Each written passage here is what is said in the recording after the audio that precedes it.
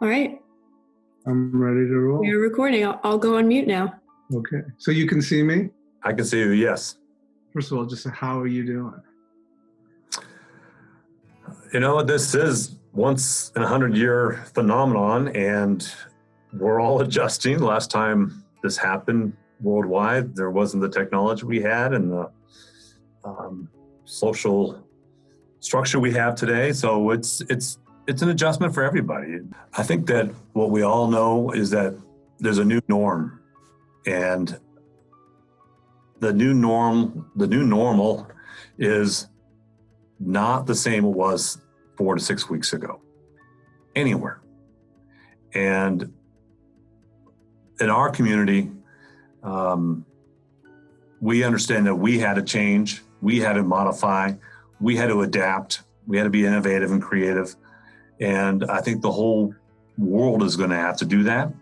And I hope that only good things come out of this, and better way of doing things and more outreach.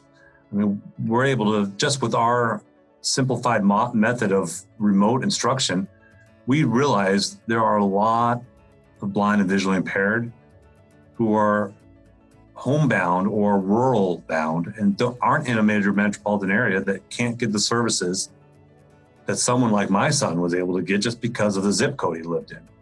And I think we're realizing that maybe because of this crisis, we created some ways to solve those problems and reach to people who wouldn't otherwise be reached. I think this crisis has created mobility issues for everyone, not just the visually impaired. People aren't leaving their homes. People aren't doing as much shopping. And so it's really, unfortunately, an equalizer in our world. Our blind students and adults are seeing and being part of what we're all going through now, which is I can't leave my home, I can't go to work. I think the world is understanding what a blind person who doesn't have the same mobility as them is going through right now. And it's remarkable and eye-opening, to use a pun, for a lot of people. One thing this crisis has taught us is how much we value mobility.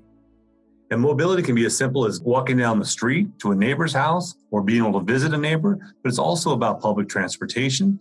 It's about going and running your errands. It's about daily life. And a lot of us with sight are learning that even though we can still get in the car, we can't go everywhere we want to go anymore. And a lot of people are understanding that mobility is freedom. Mobility is independence. Mobility is life.